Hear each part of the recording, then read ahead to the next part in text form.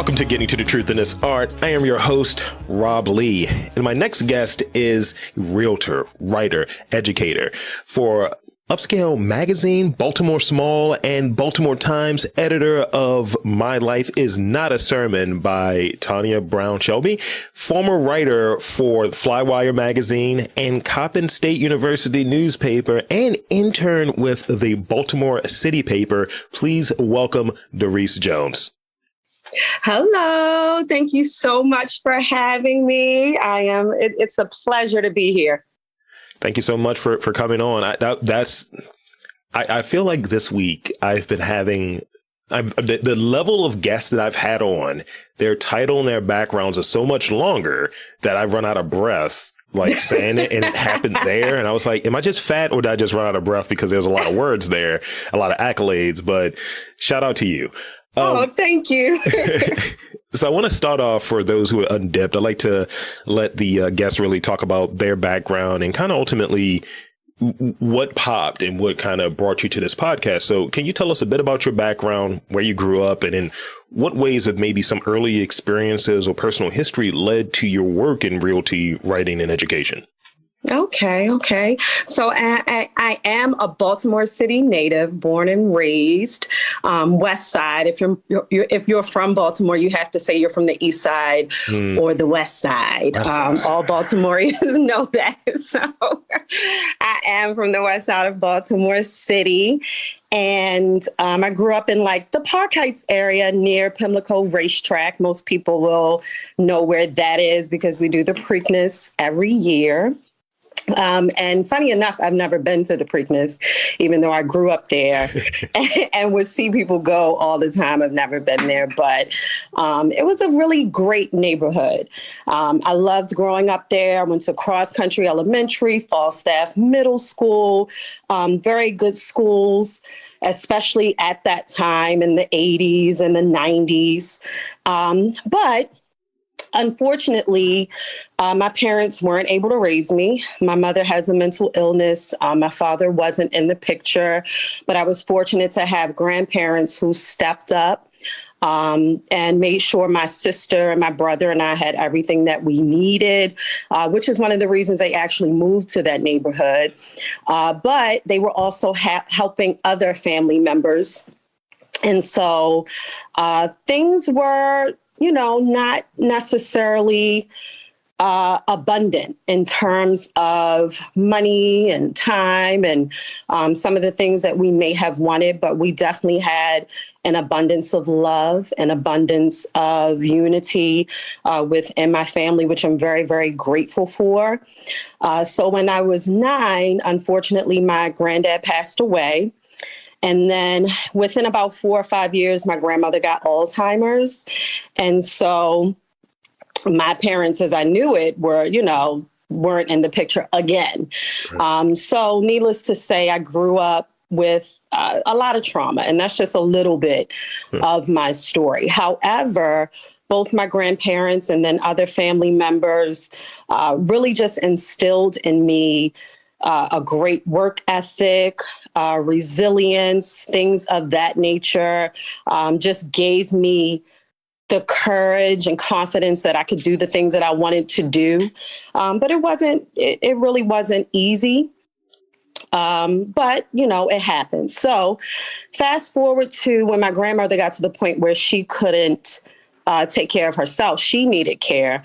I moved in with an aunt. Shout out to my Aunt Yvette, who is an amazing woman. She's actually a cousin. She's only 13 years older than me. And but we've always had a wonderful, wonderful relationship. And so she stepped in, even though she had 2 kids of her own and then went on to have another one, and brought me in to take care of me. I didn't want to be a burden on her. So I started working at like 14, 15 years old. And I was just really in survival mode for a very, very long time. But by the time, fast forward to now, like the past 5 or 10 years or so, I've really been in a space of wanting to thrive. Mm-hmm. And so everything that I do and everything that you're seeing in terms of having all of these different things that are going on are a direct result of that. You know, things started really, really rough. But like I said, I got some great things from my family that helped me to get through college, even though I didn't do too well in high school. By the time I got to 11th grade, I flunked out. I was not supposed to graduate on time, year 2000. Shout out to class of 2000.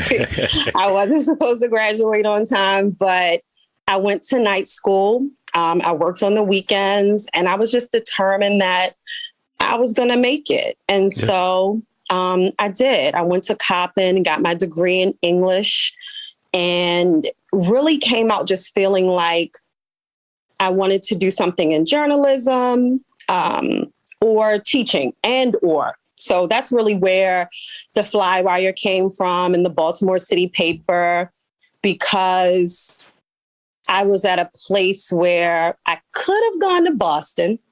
And when you sent me these questions, it just brought up a lot of different things. This is like one of the few regrets that I have in life. I got accepted into an amazing program in Boston at Emerson College. But I was scared to leave home. And moreover, again, I was in survival mode. And so I was like, I don't want to get all of this debt. I don't want to get student loans, things like that. And becoming a teacher, they put you through school. You know, you work, you earn your money, and you also go to school and they pay for it. So I was like, okay, I can get a master's degree essentially for free. Let me go ahead and do that. And I can still write like on the side. So that's what I did. You know, I still wish I would have went to Boston and had that experience, but, you know, I'm grateful for the experiences that I did have. In terms of the career paths that I've chosen, I've always wanted to help people. Yeah. So even as a little girl, I wanted to be a doctor until I saw like surgery or something, and I saw the blood and I was like, I can't handle this. Right.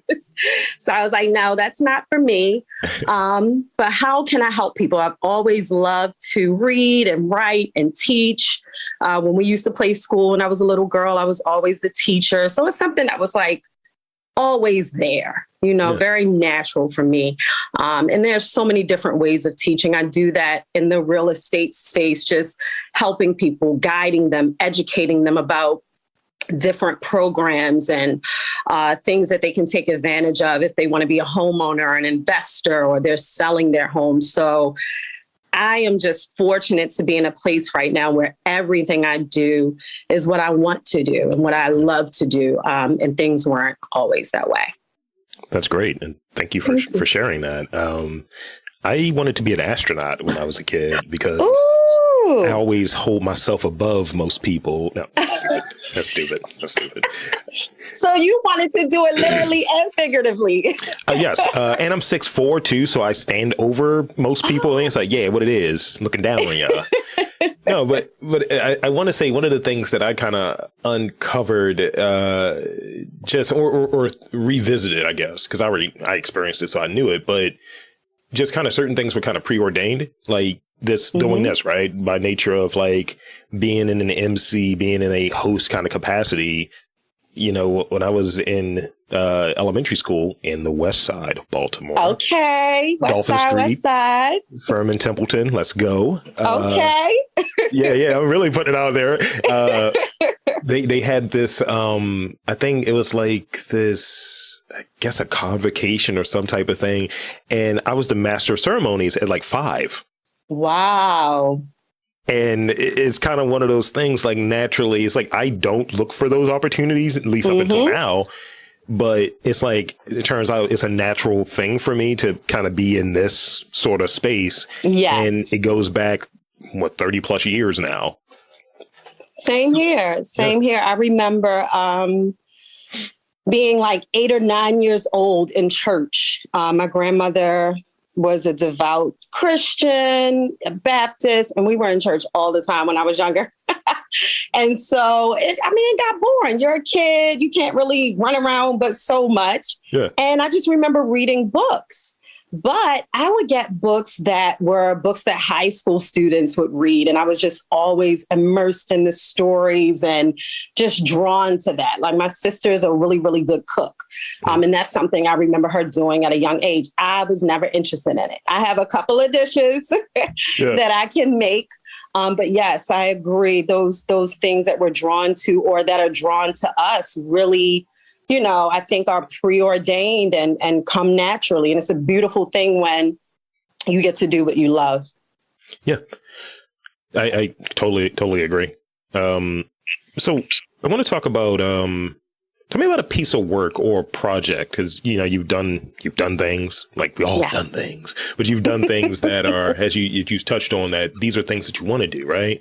Yes. So tell me about a project or some piece of work that holds a particularly fond memory for you, and why is that the thing that comes to mind? Okay, so the first thing that came to mind for me is an opportunity that I got last year, which is the work I've done with Baltimore Small Business Stories. Yes. And I know John's been on the podcast too. And it holds a very fond memory for me for a couple of reasons. So last year was a really, now I'm thinking this was this? Yeah, it was 2021. I'm so confused now because of 2020. Yeah. So I think this actually started in 2020. Yeah. Okay.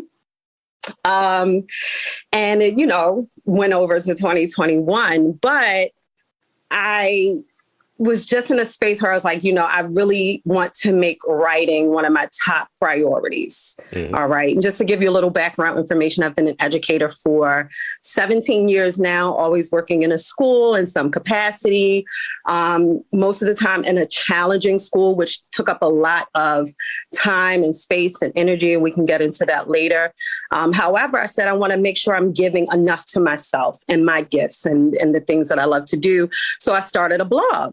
Mm-hmm. I had been talking about it for so long and I was just like, I have this time. I'm in the house.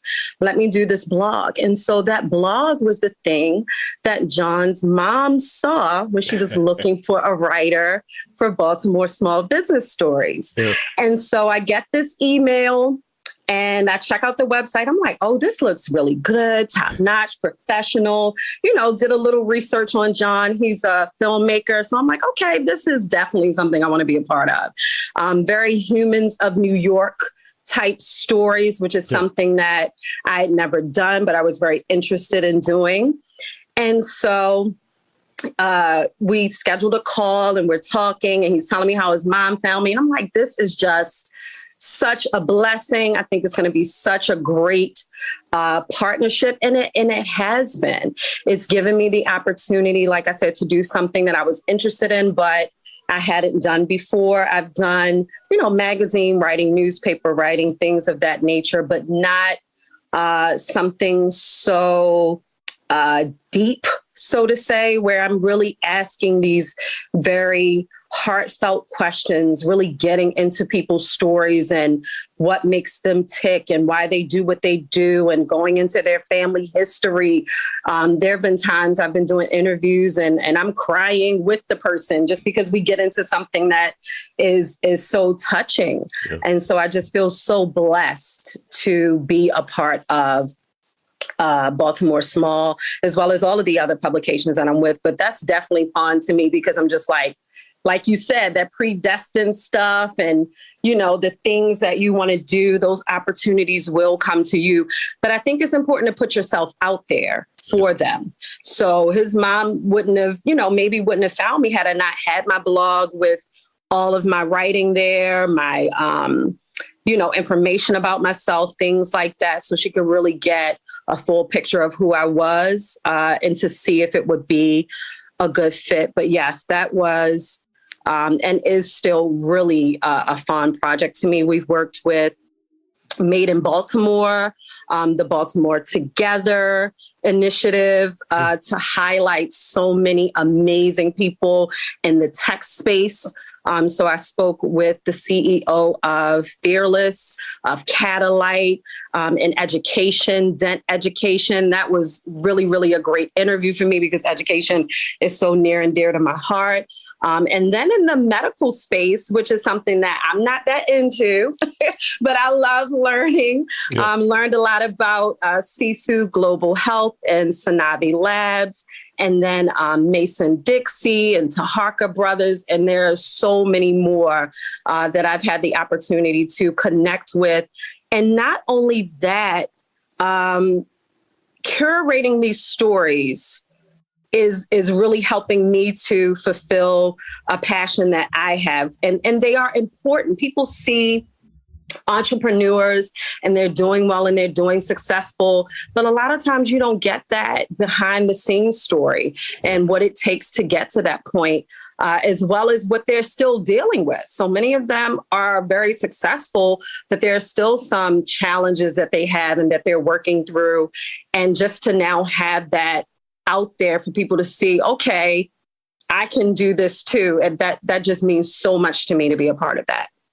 Yeah, I think that small business ownership and artists are two of the pillars that really make up a strong community and really the culture within a city. And that's ultimately what I try to cover in this podcast as well. Like, people who, it's not just who's got clout, who's the who's who of Baltimore, but really like, do I buy stuff from them? Would I buy stuff from them? Yeah. Or do I appreciate their art? And there was definitely some overlap. Taharka Brothers, I've had Vinny on. We've had a really good chat. And and there are so many other ones that you want to reach out. And some people don't feel that they are equipped or should tell their story. But it's like, you have an interesting story or you have something to contribute. It might be just sharing your story and it resonates with someone, or it might be you got some gems that you can drop. And it's at times kind of like giving people that nudge, like, you should do this. Yes. I've had a few people come back to me after doing the podcast and it's like, I realized that I'm actually a lot more creative, or I've realized I've done a lot of things because you actually asked me about them. And then I look back and like, damn, I am creative, or I am. Yes. Absolutely. So let's see.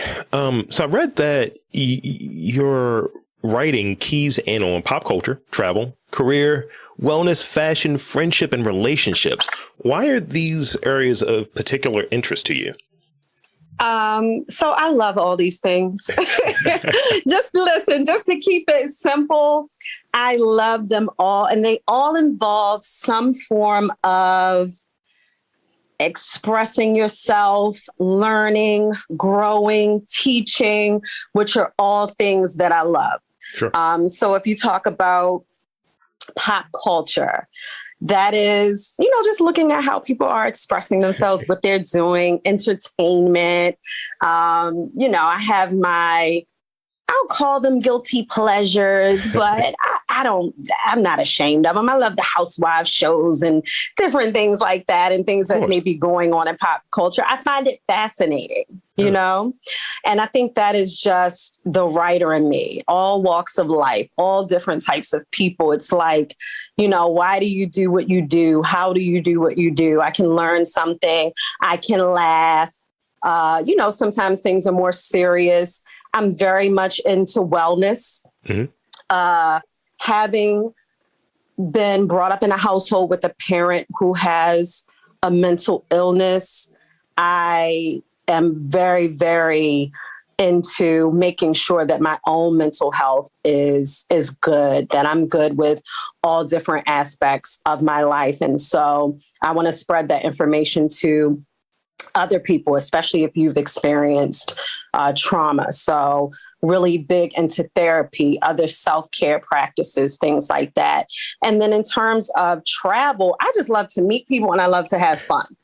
So, and I love to take pictures. Like it's just I'm a girly girl. I like to go out, have a good time, eat good food, meet good people.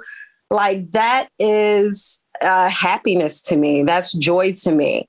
And then when it comes to friendships and relationships, I just find them so fascinating. Again, my own friendships and relationships, and then those of other people, you know, like, why are you doing this? What's going on? It's a story behind everything. And again, it goes back to just that writer in me, that person that wants to know and wants to explore and research and tell a story. So I get a lot of inspiration from these things as well. Yeah, it's like, especially when it comes down to just those interactions, those human connections. It's like, oh, this is what people are doing. Oh, people like this show? Word? Yes. For real?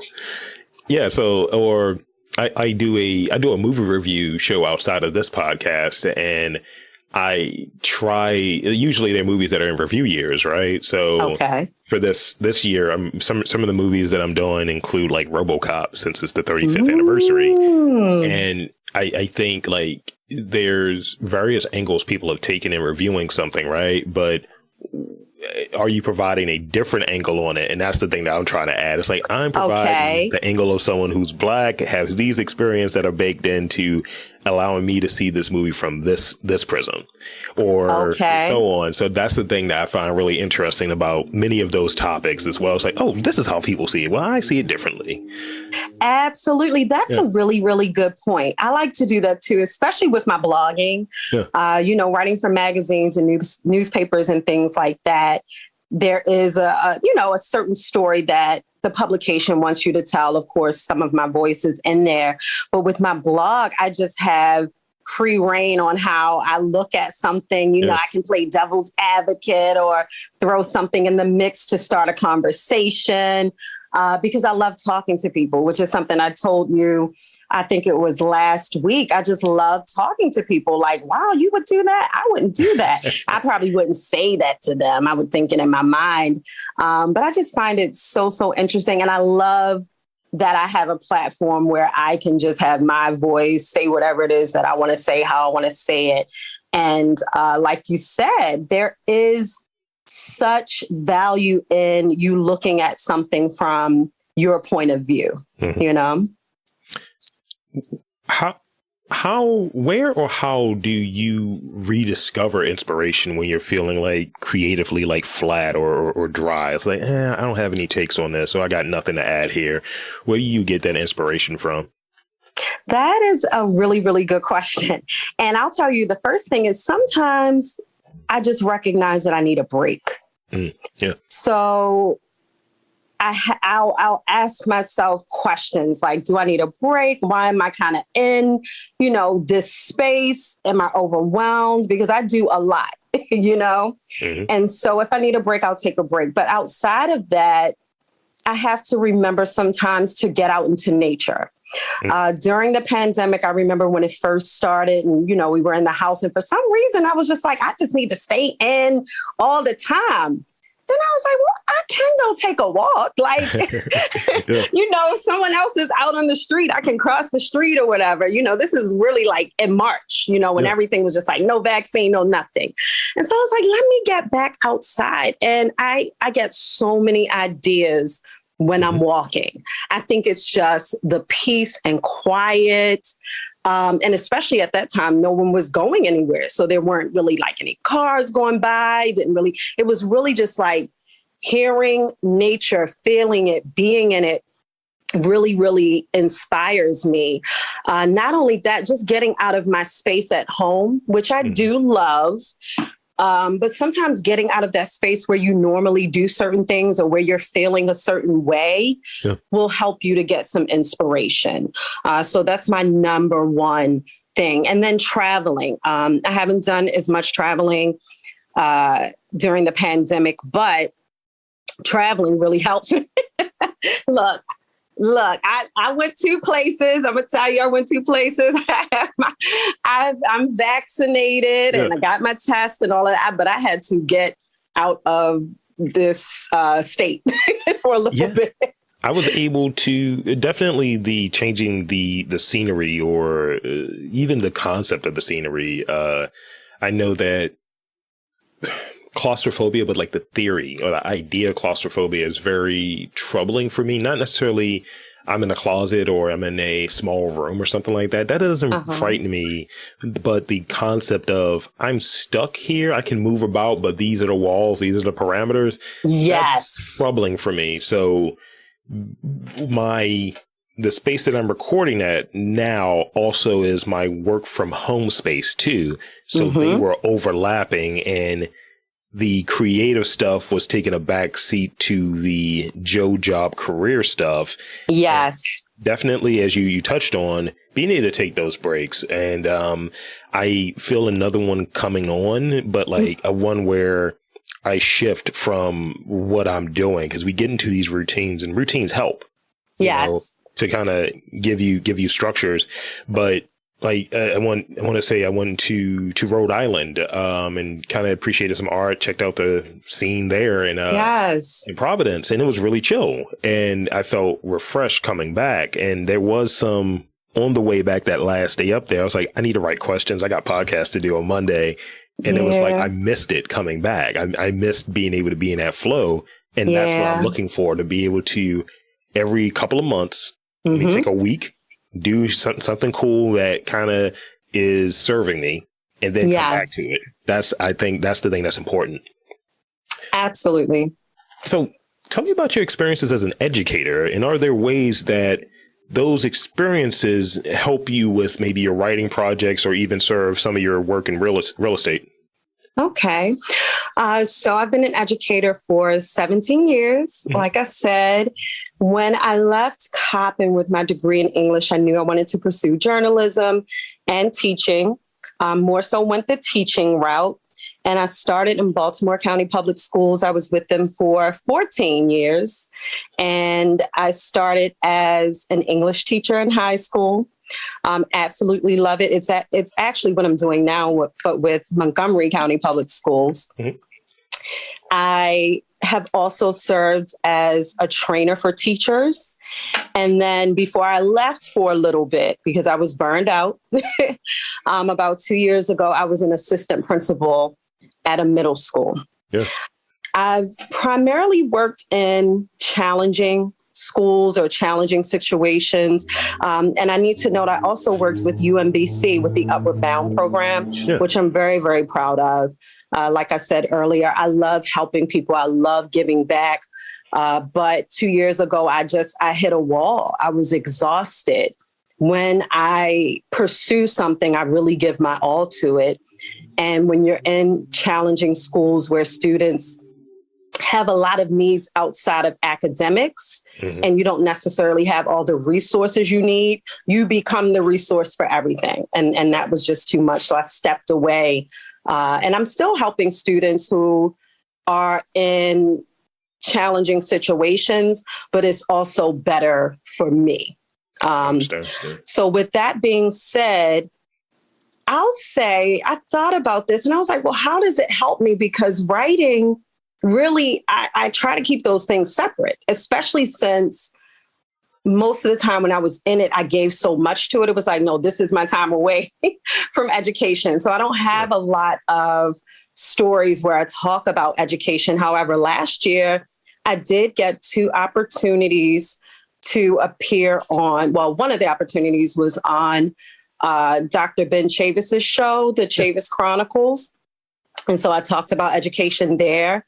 And then Stacey Brown, who's a writer with the NNPA, I was on his show as well. And I need to upload some clips to social media about that. That's not really out there like I want it to be. But in those instances, I really, really, enjoyed that.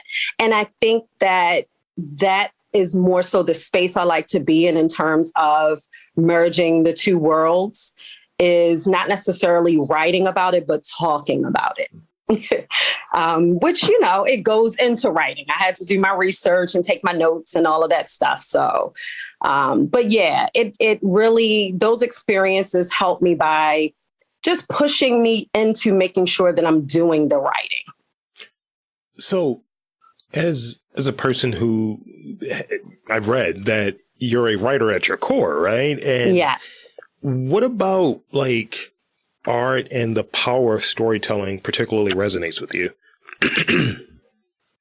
It's an art form. Writing is an art form that is connected to so many other art forms. And that's something that I really, really love about it. And so what I mean by that, when you think about films that you watch or TV shows that you watch, and even this podcast, there's some writing involved in it, thinking about, or just the whole writing process in terms of research and actually writing down the questions and creating characters and things like that. And so I just love that it really can be the essence of so many stories and so many things that turn into images and films and television shows or even podcasts. I love that about it. I also love the fact that writing changes things, It inspires people. It motivates people. It really is an art form that it's just beautiful to me. It really, I love it. As you can tell, I love it. And it's so funny because I didn't know I was a writer for a long time.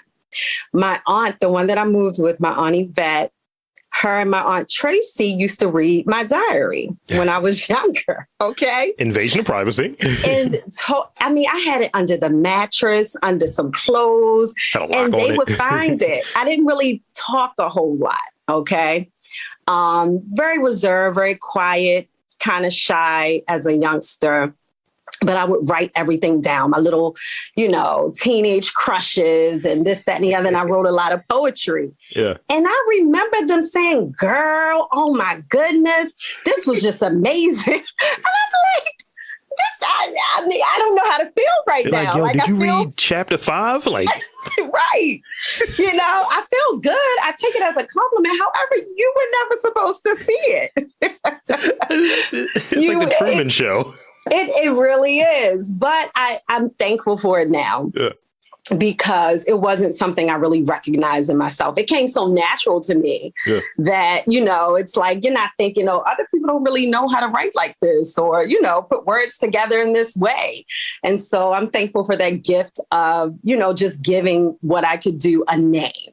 And then it gave me in some way permission to explore that and to say, okay, yeah, this is a part of who I am. Let me, really kind of see what I can do with this. Yeah, I mean, I've been around people who present themselves as writers, but they don't have it in terms of they don't have that passion, that desire. Like, I think writers write.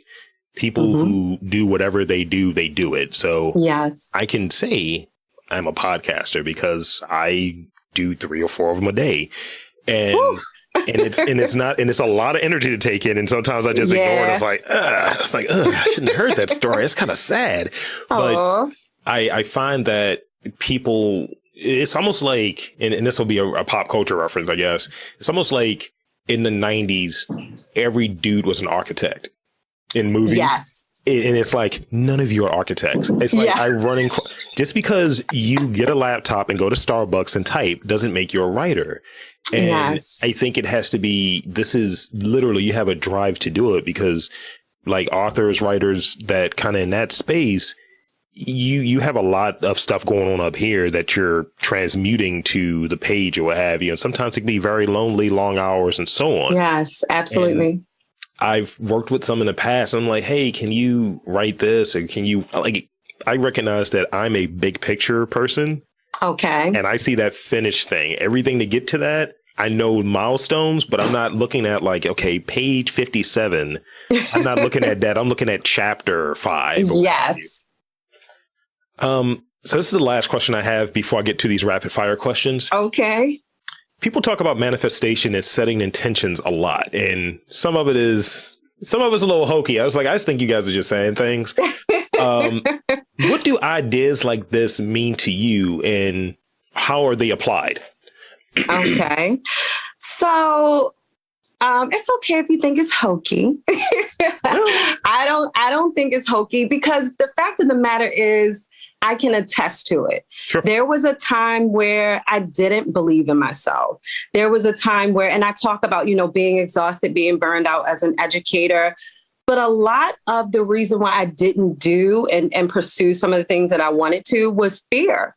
Yeah. It was just not believing that it would turn out maybe the way I wanted it to, or how I saw it happening with other people. And so I had to get to a point where I changed my mind about that. And that's what manifestation is about. It's about getting clear on what your intentions are, really believing that you can do these things. And so believing involves some action. It's not just saying, oh, I believe this, and I think that's the hokey part. Absolutely. In my opinion, it is. It's believing something to the point where you take the action to really do it and to change your mindset. It's not just about, when I said I wanted to be a real estate agent and help people to become homeowners and, change communities and help people to build generational wealth, I didn't know anything about the business side of it. And so I went on this journey of just changing my mindset about being a business owner. Sure. I had these dreams, and a lot of times as creatives, of course, you can create and you do these wonderful things, but it's also a business. And so I had to believe that I can run a business. I can learn these things. I started reaching out to people, like taking the steps, taking the action to manifest these things. And so I think that's the difference for me. It's not just sitting somewhere and saying, oh, I believe in, just, the pot of gold is at the end of the rainbow. Well, maybe I have to make the rainbow. Maybe I have to go out and dig for the gold, but I'm going to get it, And so I think that is how you apply it. You do it. You really make yourself believe it, see yourself in those spaces, and then put yourself in those spaces despite how you feel or what you think. And before you know it, you will be thinking and feeling and being the thing that you want to be. Absolutely. It's a doing thing. It's an active thing. I had this, and that was actually my last question before I get to these rapid fire ones, but I had this opportunity that I was interviewing someone, and they had a property that was being turned into a television show, and he'd mentioned it just like off mic to me. And I was like, okay, I'm gonna be on that. And I'm just saying it matter of factly in my head. And I guess because I vocalized it, it kind of presented itself as an opportunity months later. Wow. And I was like, am I going to do this or am I not? And I've been riding this wave literally of just say yes, just do the thing. And that's how that's worked for me. And sure, I believe in that manifestation thing. I believe in a lot of that, but I think it has to be action focused. I think the way I apply it, because a lot of people say, yeah, I just want money and I'm going to get money and, fame and da. It's like, nah, solid foundation. No, that's mud. That's mud you're playing with. Exactly. I think it's great to put it out in the universe, but like you said, you didn't have to go do it. You have to make it happen. Yeah. So this is the last thing I have for you. I got 3 questions. Now, these questions don't need any extra context. And you can answer them however you want. It's more of like, this is the moment in time. When do you feel your freest? That's a really good question. I feel my freest when I am myself in any space that I'm in. Legit. Now, you've worked and written for multiple publications. What is one publication you would want to bring back and why? Because publications disappear all the time. There are a few that you have credited that don't exist anymore. That's true. Which ones would you want to bring back? I'm definitely going to say the City Paper. I love the City Paper. And I wish I could have done a lot more work with them. I was an intern and then I was pursuing my master's degree and I just, couldn't really do too many more things with them. And I didn't go back to it. But the City Paper was that just quirky, down to earth, just in your face, saying what the hell you want to say publication that I love. That is a big part of my personality. Yeah. You know, like I cuss and stuff like that. And I was like, I'm not going to cuss on here. Should I just cuss or should I ask him? But yes, that whole idea, again, just going into being yourself, just saying what needs to be said, doing it in a fun, different way. I miss the city paper for that. I remember the free weeklies, that it was that one, like the Examiner was another one. Yes. And if there's some old school like people that will check into issues of the Examiner back in the day, I want to say this is probably 2011. I was in there weekly, just having little opinion things that I was saying that was wild and appropriate. But don't you love that though? Because I mean, and I think everything, of course, has its place in its space, and certain publications feed the professional and, just I'm going to do everything by the book part of me. But then sometimes I just want to, say something in a different way. So I loved having the space to do that. Yeah. I remember it's always weird when you're saying something that's a bit, and I think I was commenting on most of the relationship stuff, and my mom would get the papers because it was anything that had me in it. She was like, "Oh, I'm just going to take this, my firstborn." And I'm like, "You shouldn't be laughing that hard at that. That's inappropriate. That's super inappropriate." I was like, "All right, then, cool." Like, I was like, I said a really dirty joke in there that I don't think anyone got. it. I was like, "Oh, you get it though." I was like, "All right, she made my mother. She know what it is." This is the last one I got for you. Okay. Since you're a big reader, what is your favorite book? My favorite book is Kindred by Octavia Butler. Okay. Yes, it is. A sci-fi book written by a Black woman at a time when Black women weren't really doing that. It is, and then the story itself is such a riveting and well-written story. I remember reading it in high school and a couple of days and just being like, wow, I want to do this. I want to write a great American novel that is probably not expected, of me. So that is one of my favorite books. So there you have it.